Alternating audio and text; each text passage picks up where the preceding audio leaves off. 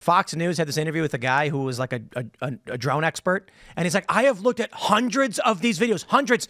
They're just airplanes.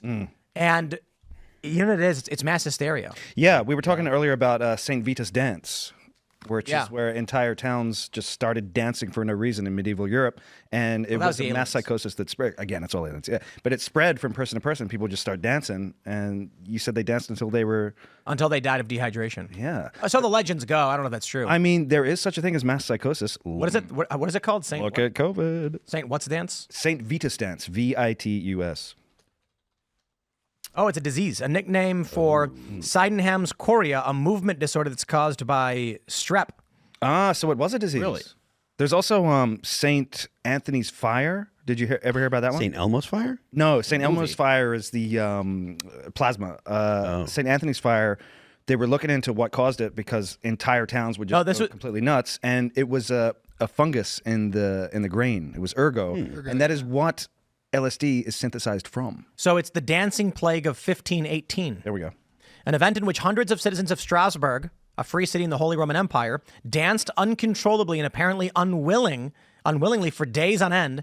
The mania lasted for about 2 months before ending as mysteriously as it began. That's amazing. So you think the same thing is happening with these drones? She was unable to stop and kept dancing until she collapsed from exhaustion. After resting, she resumed the compulsive, frenzied activity for days. Within a week, more than 30 other people were afflicted. That's wild, dude. I don't know. I think you're onto something as far as it being a mass psychosis event. They think it was ergot. They think everybody was eating infected. Investigators in the 20th century suggested that the afflicted may have consumed rye flour contaminated with fungal disease ergot, which made them just lose their minds. That's how Albert Hofmann got LSD, was looking into what caused St. Anthony's fire. And he isolated this one piece of grain and made LSD. So you can go crazy anytime you want. Sick. That is not good. But I think what's happening with the drones in Jersey is that people are hearing news reports of drones and they're going outside and there's like a plane in the sky and they film it. They're like, "Ooh, is that one?" And then they post it. Yeah. And they're just planes, man. Yeah.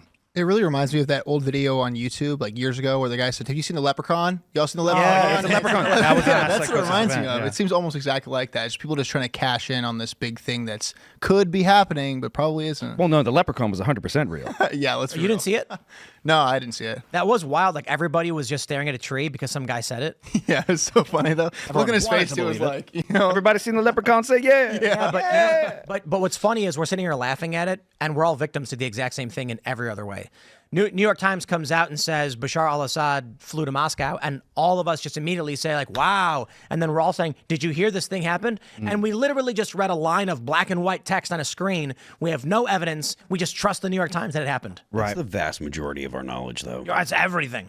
You know, like, I mean, there are things that people can go ahead and test and stuff, but for the people that do believe that we went to the moon, I happen to be one of them. We honestly just do believe that all that stuff is true. Like, none of us go out to into the backyard and get a laser and shoot it at the mirror that they are alleged to have left up there and, you know, bounce it back.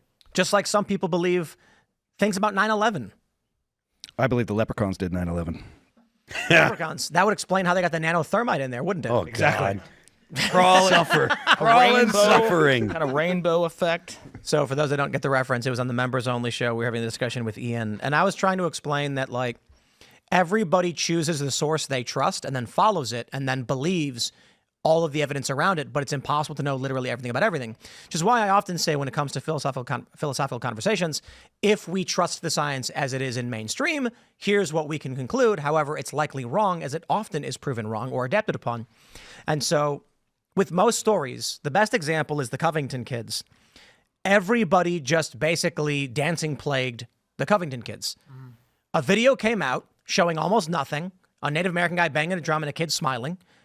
Everyone immediately assumed exactly what happened. They knew what happened, and they did not know what happened. And I saw that video, and I was like, "What?" Someone sent me a DM, and they're like, "Did you see this?" And I was like, "What is it?" And they're like, "Look what the kid's doing." And I was like, "What's he doing?" Thanks for checking out this clip from Timcast IRL. Make sure to watch the show live Monday through Friday at 8 p.m. Subscribe to this channel, and we will see you all there.